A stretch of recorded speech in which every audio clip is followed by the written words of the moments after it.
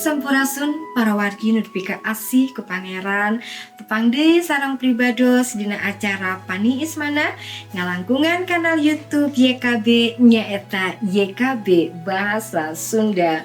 Pamugi para wargi sadayana aya dina kawaluyaan walagri sapapaosna aya di lebet Gusti Yesus. Para wargi sate acana urang ngawitan acara ieu mangga urang ngadeuheus ka pangeran. Gusti Yesus anu murbeng alam dina danget ieu abdi sumucut ka anjeun nada piburuk ka anjeun supanten abdi ngartos naon anu dipikahoyong ku anjeun dina kahirupan abdi ieu. Atur nuhun pangeran. Amin. Para wargi dina danget ieu jejer nyanak jejer kateladanan atanapi katuladanan dicandak tina Mazmur 112 ayatna anu kahiji dugi ka 8 anu janten ayat luluguna nyaeta tina Mazmur 112 ayatna anu kahiji anu kieu unggalna haleluya bagja jalma anu sieun ku Gusti anu pohara mikaresep sagala parentahna. Pamirsa, panginten urang kantos ngadangu batur nyarios. Oh, pantes si eta mah putrana si itu. Teu aneh upami kalakuanana sapertos kitu.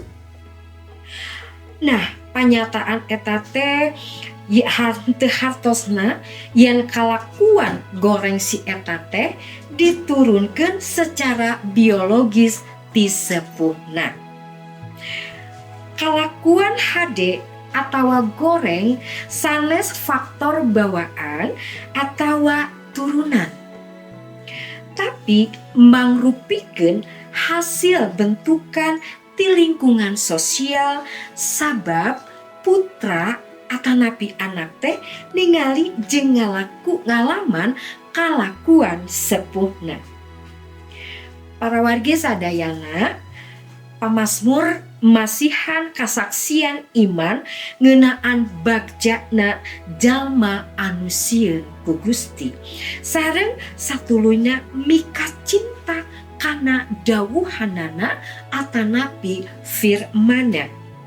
Kabagjaan sareng berkah Gusti sanes wae dialaman ku jalmi eta namung oge ku turunan nana. Hal ieu tangtos turunanana condong nurukeun tapak lacak sepuhna. Aranjeunna ngebihan kajahatan sareng hal-hal anu henteu dipikaresep dipayuneun Gusti.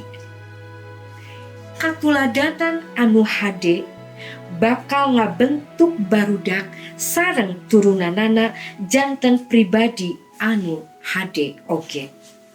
Jalma anu ngajalanan kahirupan anu leres bakal nyingkahan sagala rupi masalah anu henteu peryogi. Para wargi sadayana urang disaur pikeun ngajalanan hirup anu sieun ku Gusti sareng mika cinta kana dawuhanana.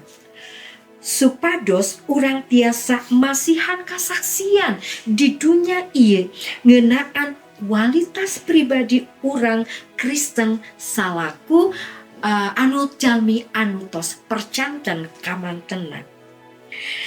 Salianti eta urang oge kedah janten tuladan pikeun turunan urang.